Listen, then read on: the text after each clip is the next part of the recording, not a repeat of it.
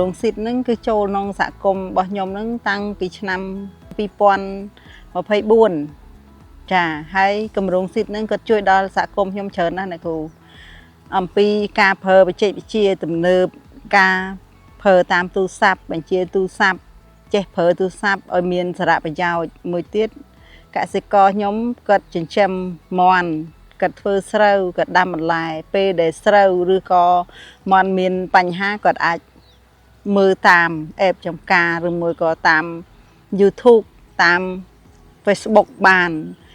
ហើយមួយទៀតពេលដែលគាត់ដាំបានគាត់អាចផុសពីផលិតផលដែលគាត់មានហ្នឹងឯងដូចជាស្ពៃដូចជាអីចឹងអាចរកទីផ្សារគាត់អាចផុសលក់ហើយនឹងដែលបើទៅលើដែលជំងឺមាន់ក៏គាត់អាចដូចថាស្រាវជ្រាវព័ត៌មានពីការថែទាំមើលថែសុខភាពរបស់មាន់ហ្នឹងរបៀបម៉េចរដូវ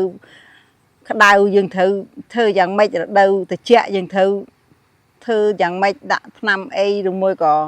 ប្រើវិធីសាស្ត្រអីចឹងគាត់អាចដឹងពីនឹងហើយអាចដឹងពីតម្លៃទីផ្សារដូចជាបន្លែដូចជាមាន់ត្រូវតម្លៃប៉ុណ្ណាប៉ុណ្ណី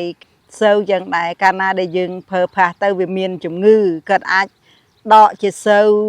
ផុសទៅឲ្យអ្នកជំនាញគេមើលថាអាសូវនេះវាមានរោគចេះវាប៉ះរោគអីយើងត្រូវប្រើ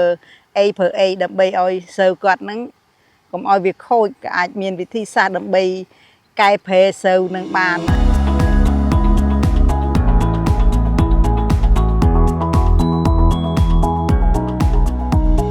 ពីដើមយើងធ្វើស្រោចដោយដៃឥឡូវវាមានអាប្រព័ន្ធនឹងមកវាមានអា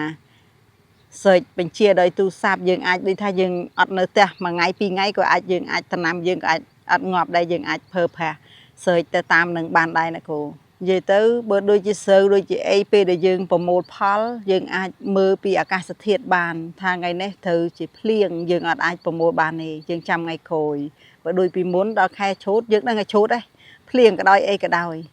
ដល់អញ្ចឹងវាអាចប៉ះពាល់ដល់ទិន្នផលប៉ុន្តែឥឡូវអត់ទេដោយសារគាត់បានអាគម្រោងសិទ្ធិខាង digital ហ្នឹងមកគាត់អាចមើលអាកាសធាតុឧតុនិយមថាវាភ្លៀងថ្ងៃហ្នឹងឬមួយក៏ថ្ងៃស្អែកយើងអាចចូលទេឲ្យសូវនៅឈរនៅលើដើមទៅវាអត់ប៉ះពាល់ផលនិយាយត្រង់ខ្ញុំពីដើមខ្ញុំអត់ចេះណាគ្រូខ្ញុំអត់ចេះទេអាការវេលុយអីហ្នឹងខ្ញុំអត់ចេះតែពេលមានគម្រោងនោះខ្ញុំចេះទូទាត់លុយវេលុយឆ្លងមិនត្រឹមតែក្នុងប្រទេសយើងអាចវេឆ្លងប្រទេសបានហើយផលិតផលដែលយើងបានមក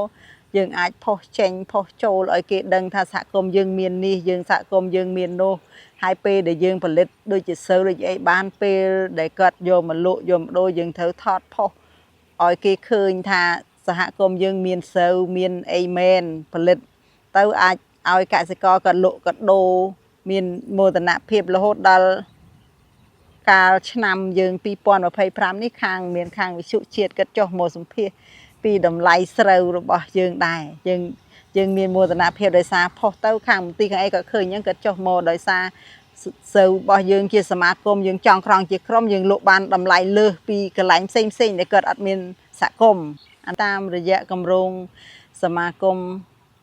កម្ពុជាត្រានិងគម្រោងសិទ្ធិហ្នឹងនាងខ្ញុំក៏ធ្លាប់បានចែករំលែកបទពិសោធន៍ដែលខ្ញុំបានហ្នឹងទៅតាមថ្នាក់ជាតិដែលនៅសិក្ខាសាលាផ្សេង